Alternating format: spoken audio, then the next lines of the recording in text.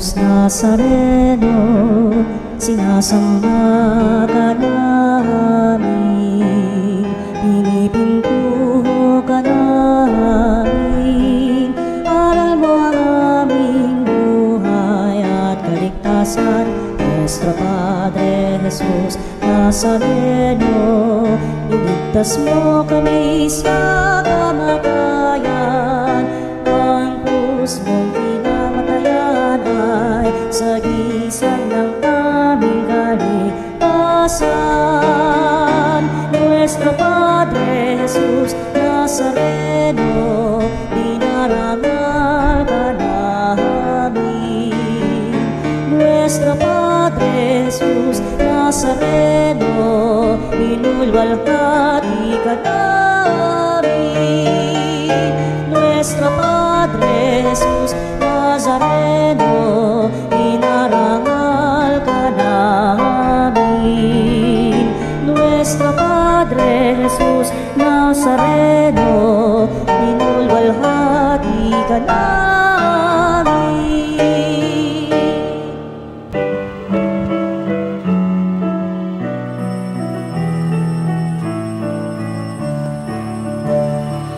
Ating dakilain at sambahin ang Panginoong butihin, ialay.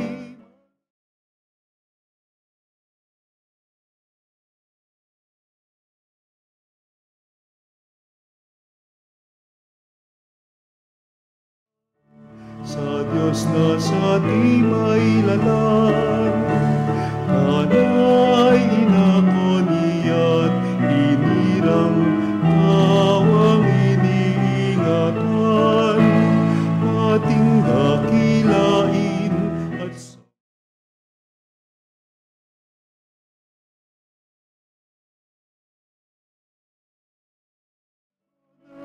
awitin sa piging na handog niya sa atin.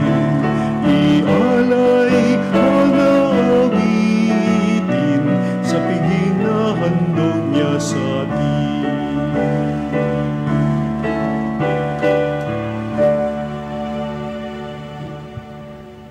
Simulan natin ang ating pagdiriwang sa ngalan ng Ama at ng Anak at ng Espiritu Santo. Amen. Ang pagpapala ng ating Panginoong Jesucristo, ang pag-ibig ng Diyos Ama, ang pakikipagkaisa ng Espiritu Santo, naway sumainyong lahat. At sumaiyo rin. Mga kapanalig, aminin natin ang ating mga kasalanan upang tayo maging marapat gumanap sa banal na pagdiriwang.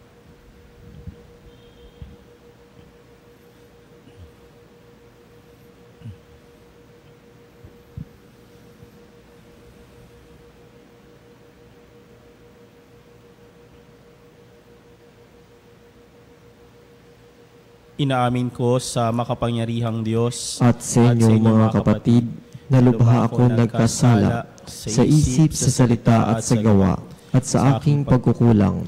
Kaya isinasamo ko sa mahal na Birheng Maria, sa lahat ng mga anghel at mga banal, at sa inyo mga kapatid, na ako'y ipanalangin sa Panginoong ating Diyos. Kawan tayo ng makapangyarihang Diyos, patawarin tayo sa ating mga kasalanan, at patnubayan tayo sa buhay na walang hanggan. Amen. Panginoon, kaawaan mo kami. Panginoon, kawaan mo kami. Kristo, kaawaan mo kami. Kristo, kawaan mo kami. Panginoon, kaawaan mo kami. Panginoon, kawaan mo kami. Manalangin tayo.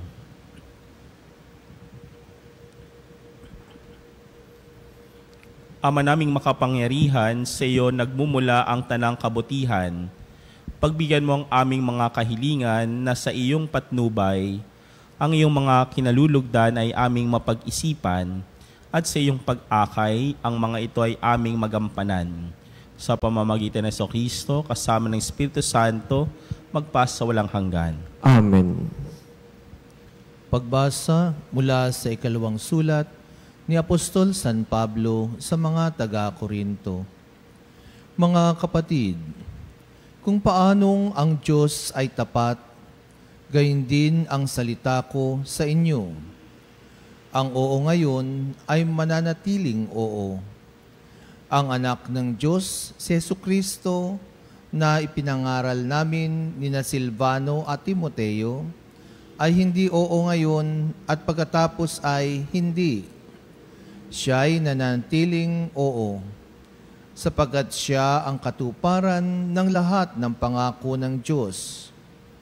Dahil sa Kanya, nakasasagot tayo ng Amen sa kaluwalhati ng Diyos. Ang Diyos ang nagpatibay sa amin at sa inyo sa pamamagitan ng pakikipag-isa kay Kristo. At siya rin ang humirang sa amin. Tinatakan niya kami at pinagkalooban ng kanyang Espiritu. Bilang katunayang tutuparin niya ang kanyang pangako. Ang salita ng Diyos. Salamat sa Diyos. Tumanglaw ka sa lingkod mo at pagpalain mo ako. Tumanglaw ka sa lingkod mo at pagpalain mo ako. Lubos akong humahanga sa bigay mong mga turo. Ya'y aking iingat at susundin ng buong puso. Tumanglaw ka sa lingkod mo at pagpalain mo ako. Ang liwanag ng turo mo'y nagsisilbing isang tanglaw. Nagbibigay dunong ito sa wala pang karanasan. Tumanglaw ka sa lingkod mo at pagpalain mo ako. Halos humihingal ako dahilan sa kasabikan na mata mo yung aking minimithing kautusan. Tumanglaw ka sa lingkod mo at pagpalain mo ako. Ako'y iyong kahabagan, ngayon ako ay lingunin. At sa mga taong tapat, iparis mo ang pagtingin. Tumanglaw ka sa lingkod mo at pagpalain mo ako. Sang-ayon sa pangako mo, huwag akong babayaang mahulog sa gawang lisya at ugaling mahahalay. Tumanglaw ka sa lingkod mo at pagpalain mo ako. Sa buhay ko'y tumanglaw ka at ako ay pagpalain, at ang iyong mga utos ay turo mo sa akin. Tumanglaw ka sa lingkod mo at pagpalain mo ako.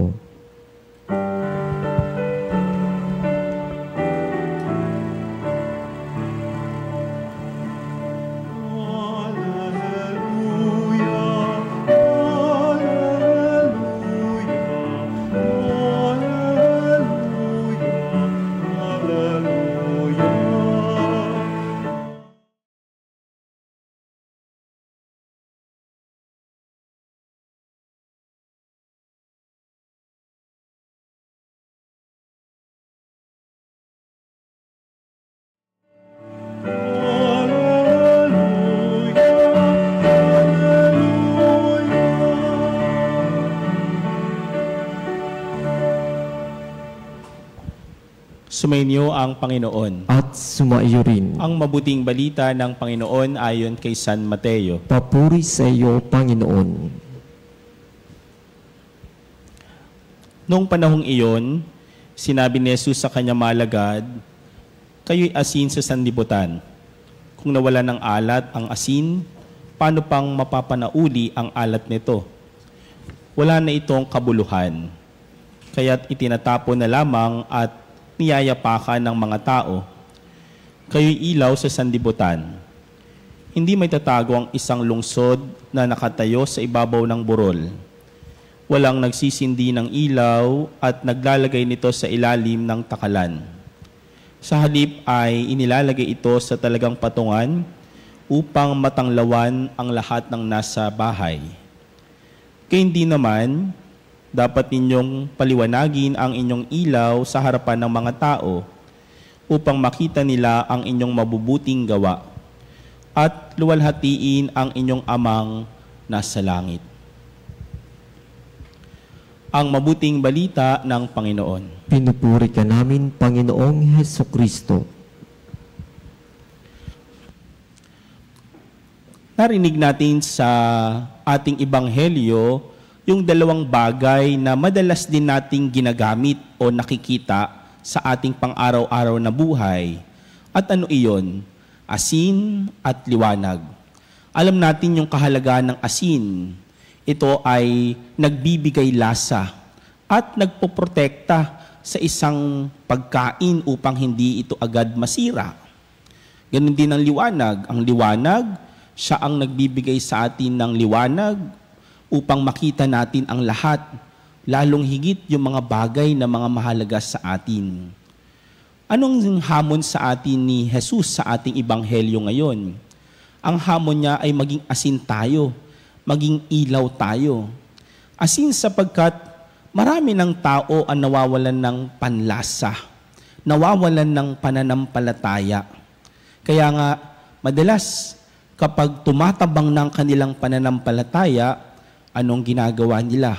Lumilipat na sila ng ibang reliyon, naghahanap na sila ng ibang grupo na tutulong sa kanila sa kanilang paglago, o kaya na lang, mananatili na lang sila sa kanilang kwarto. Magiging mapag-isa na lang sila, mas pipili nilang maging mapag-isa. Ganon din sa ating buhay, marami na ring tao ang naliligaw ng landas sapagkat hindi na nila alam kung ano yung mahalaga. Kaya nga bilang mga anak ng Diyos, bilang mga tagasunod ni Jesus, yun ang hamon sa atin, maging asin at liwanag. Ibalik natin sa lasa yung mga kapatid natin na tumatabang ang pananampalataya. Ibalik natin sa tamang daan yung mga kapatid natin na naliligaw, yung mga kapatid natin na nagtatago.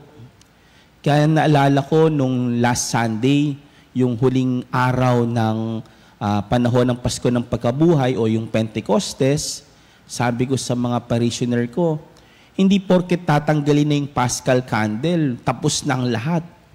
Ibig sabihin, yung liwanag ni Kristo ay sumasa atin na. Itinatabi na yung Paschal candle dahil tayo na ang liwanag ng sanlibutan. Tayo ng liwanag sa parokya. Tayo nang magbibigay ningning sa ating mga kapatid sa kanilang pananampalataya. Ang hirap kasi sa atin, masyado lang tayong nakafocus sa ritual.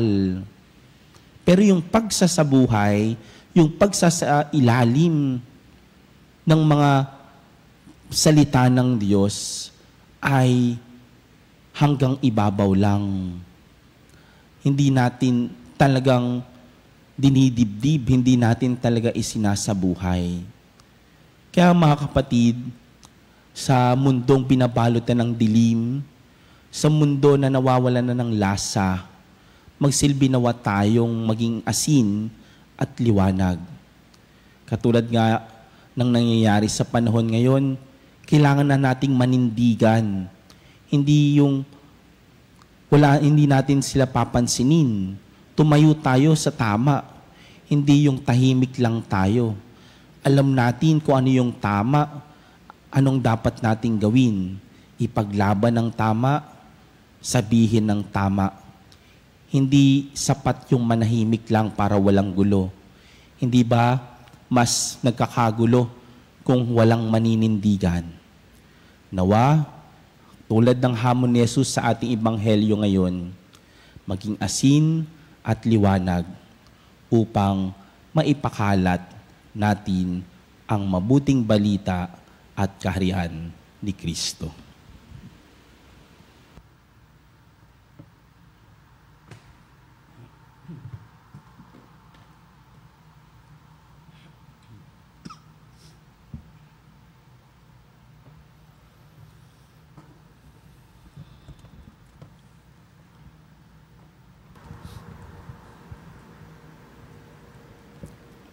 Manalangin tayo sa Diyos, ang Ama ng Liwanag, upang maging tapat tayo sa ating misyon na maging ilaw at asin ng sanlibutan. Diyos ng kabutihan, panatilihin mo kami. Diyos ng kabutihan, panatilihin mo kami. Ang simbahan naway ipakita ang kapangyarihan at ningning ng Espiritu sa lahat ng nangahangad ng katotohanan. Manalangin tayo sa Panginoon. Diyos ng kabutihan, panatilihin mo kami. Ang mga lalaki at babae na pinagkatiwalaang magpasya para sa ikaiuunlad ng mga tao, naway maliwanagan ng kinang ng Ebanghelyo, manalangin tayo sa Panginoon. Diyos ng kabutihan, panatilihin mo kami. Tayo na tinatawag na maging asin at liwanag ng sanlibutan, naway maging daluyan ng pag-asa at ginhawa ng ating kapwa-tao, manalangin tayo sa Panginoon. Diyos ng kabutihan, panatilihin mo kami. Ang mga may sakit, mga may alalahanin at mga sawing puso, naway matagpuan ang liwanag ni Kristo sa pamamagitan ng paglilingkod ng simbahan, manalangin tayo sa Panginoon. Diyos ng kabutihan, panatilihin mo kami. Ang mga tapat na yumao, naway sikatan ng walang hanggang liwanag, manalangin tayo sa Panginoon. Diyos ng kabutihan, panatilihin mo kami. Panginoong Diyos, habang ipinapanalangin namin ang aming kapwa, iniling namin na tulungan mo kaming magdiwanag sa kanilang paningin, nang sa gayon, kanilang purihin ang iyong kabutihan. Iniling namin ito sa pamamagitan ni Kristong aming Panginoon. Amen.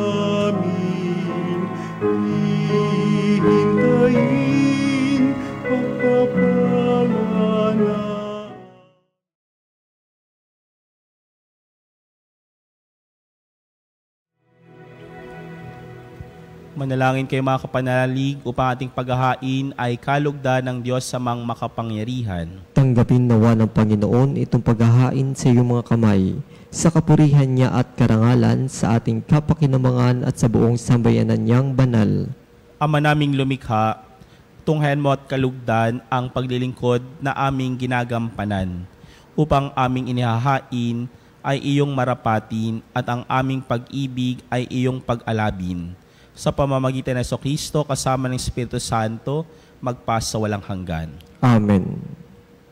Sumainyo ang Panginoon. At sumaiyo rin. Itaas sa Diyos inyong puso at diwa. Itinaas na namin sa Panginoon. Pasalamatan natin ang Panginoong ating Diyos. Marapat na siya ay pasalamatan. Ama naming makapangyarihan, tunay ngang marapat na ikaw ay aming pasalamatan. Sa iyong paglingap at kagandahang loob, ang tao'y nilikhamot pinangangasiwa sa sansinukob. Sa hangad mong siya'y iwastong lubos, siya'y pinagdusa mo sa kanyang pagtalikod. Sa iyong pagiliw, iyong pinahintulot na makabalik siya sa pamamagitan ni Kristo Jesus. Kaya kaisa na mga anghel nagsisiawit ng papuri sa iyo, ang walang humpay sa kalangitan, kami nagbubunyi sa iyong kadakilaan. Santo, Santo, Santo, Diyos na makapangyarihan.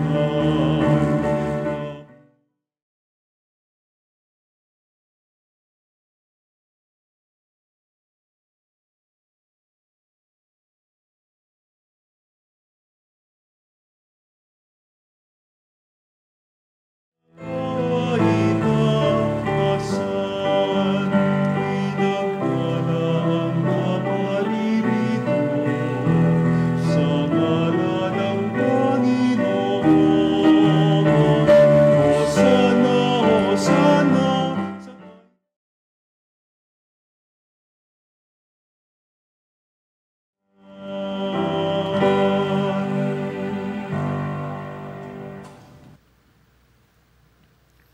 Ama naming banal, ikaw ang bukal ng tanang kabanalan. Kaya't sa pamamagitan ng Espiritu, gawing banal ang kaloob na ito upang para sa amin maging katawan at dugo ng aming Panginoong Hesukristo. Bago niya pinagtiis ang kusang loob na maging handog, hinawakan niya ang tinapay. Pinasalamatan kanya, pinaghati-hati niya iyon, iniabot sa kanya malagad at sinabi, "Tanggapin ninyo lahat ito at kanin. Ito ang aking katawan na ihahandog para sa inyo."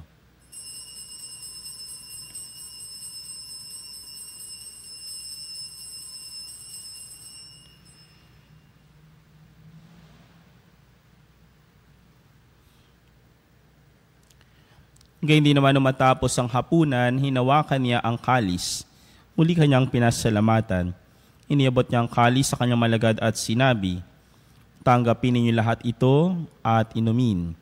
Ito ang kalis ng aking dugo, ng bago at walang hanggang tipan.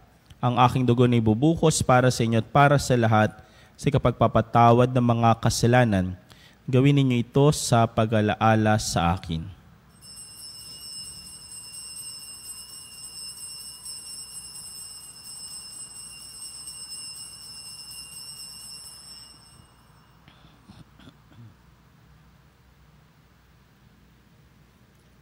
Ang misteryo ng pananampalataya. Sa krus mo't magkabuhay, kami natubos mong tunay.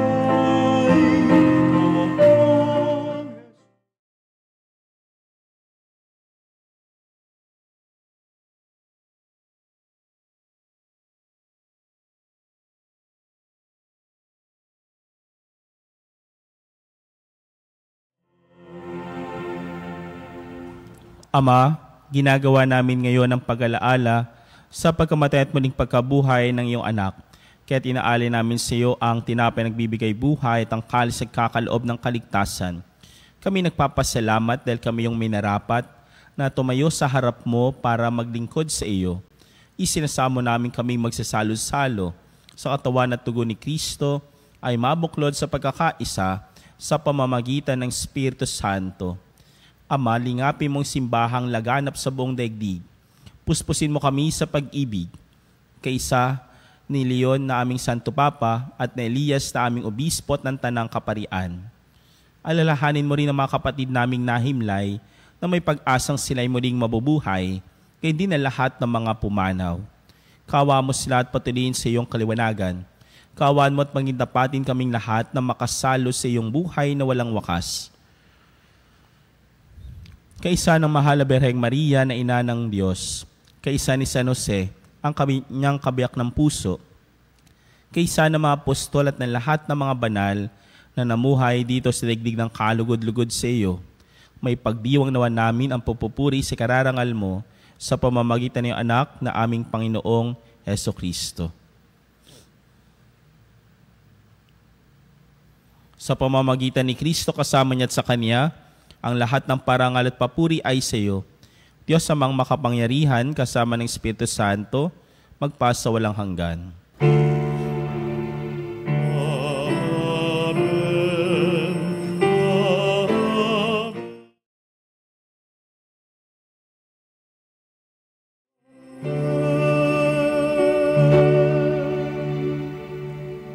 Dumulog tayo sa Diyos na nagpapatawad ng lubos.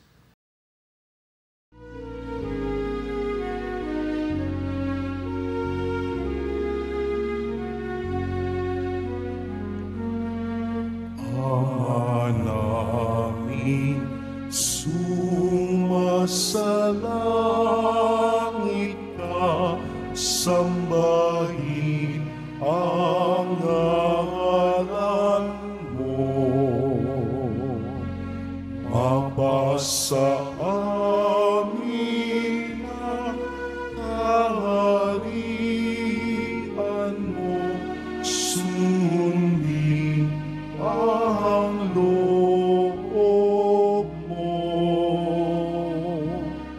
Dito sa lupa para ng sa langit, bigyan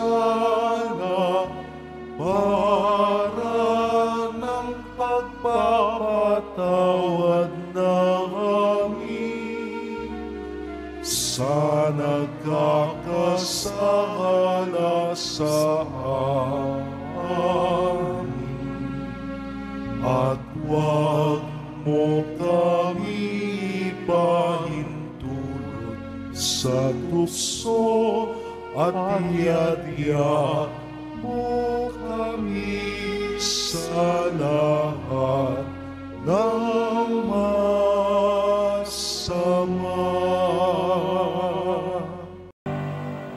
Hiniling namin kami diya sa lahat na masama, pagkalooban ng kapayapaan araw-araw. Iligtas sa kasalanan at ilayo sa lahat ng kapahamakan. Samantalang aming pinananabikan ang dakilang araw ng pagpapahayag ng tagapagligtas naming si Jesucristo. Sapagkat iyo ang kaharian, kapangyarihan at ang kapurihan, magpakailanman. Amen. Panginoon Jesucristo, sinabi mo sa iyong mga apostol, kapayapaan ang iniwan ko sa inyo. Ang aking kapayapaan ang binibigay ko sa inyo. Tunghayan mo ang aming pananampalataya at huwag ang aming pagkakasala. Pagkalooban mo kami ng kapayapaan at pagkakaisa ayon sa iyong kalooban. Kasama ng Espiritu Santo, magpasa walang hanggan. Amen. Ang kapayapaan ng Panginoon ay laging sumainyo. At sumaiyo rin. Magbigayan kayo ng kapayapaan sa bawat isa.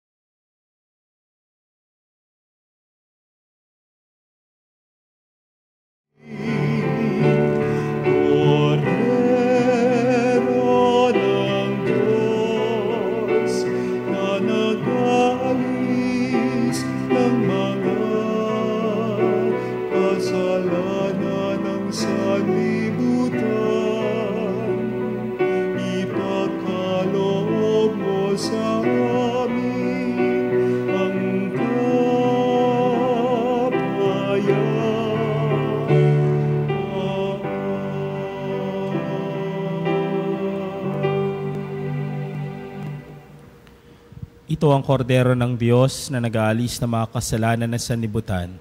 Mapalad ang inaniyahan sa kanyang piging. Panginoon, hindi ako karapat-dapat na magpatuloy sa iyo, ngunit sa isang salita mo lamang ay gagaling na ako.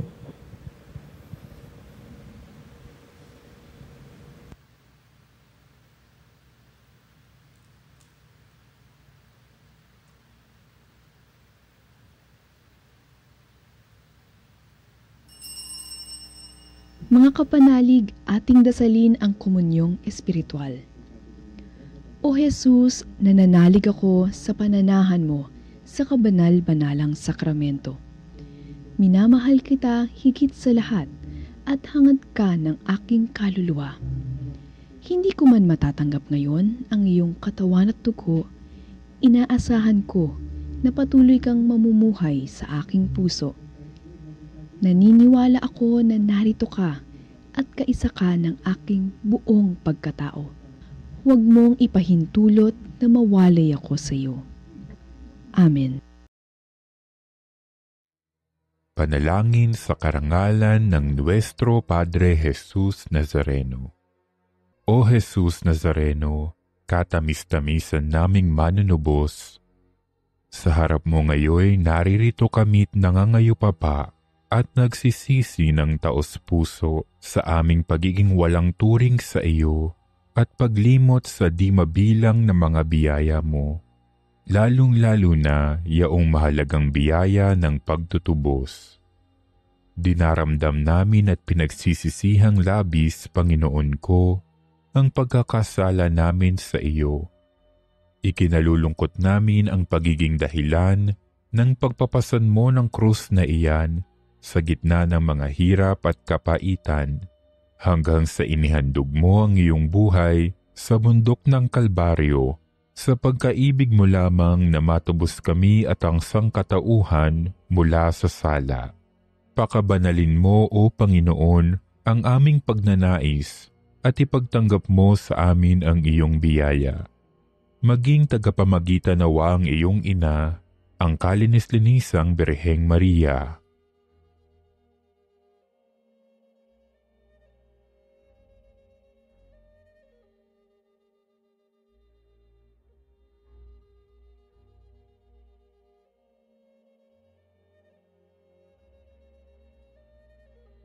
Ama naming makapangyarihan, niloob mong akuin ang iyong anak, ang krus at kamatayan, upang ang sangkatauhan ay matubos at mabuhay. Ang pag-ako namin sa krus at kamatayan dito sa lupa, ayon sa diwa ng pagsunod sa iyong loob, na ginanap ng iyong anak, ay magpagindapat nawa naming kamtin ang lubos na katubusan at pagkabuhay sa iyong piling, sa pamamagitan ni Hesukristo, kasama ng Espiritu Santo, magpasawalang hanggan. Amen. Nuestro Padre Jesus Nazareno, Panginoon namin at Diyos, kaawaan mo kami.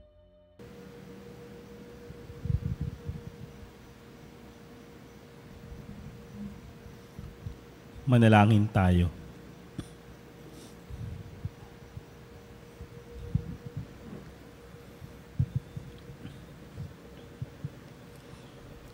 Ama naming mapagmahal, ang pagganap sa iyong pagbibigay kagalingan ay pumawi nawa sa aming mga nagawang pagsuway at magdulot nawa ng iyong mga kinalulugdan sa pamamagitan ng Kristo kasama ng Espiritu Santo magpasa walang hanggan. Amen. Sumainyo ang Panginoon. At sumaiyo rin. At pagpalain kayo ng makapangyarihan at mapagmahal na Diyos, Ama, Anak, at Espiritu Santo.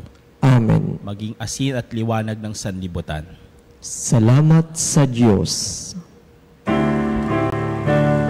Umayo na, o bayan ng Diyos, biyayang ibahaging lubos, suyuri ng parang at bundok, isigaw pag-ibig niyang taos.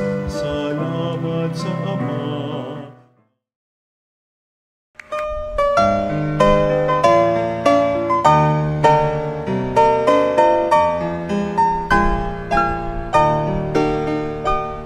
Nuestro Padre Jesus Nazareno, sinasamba ka namin, pinipintuho ka namin, aral mo ang aming buhay at kaligtasan. Nuestro Padre Jesus Nazareno, iligtas mo kami sa kamatayan, ang krus mong pinamatayan ay sagisag ng aming kaligtasan. Nuestro Padre Jesus Nazareno, dinarangal ka namin.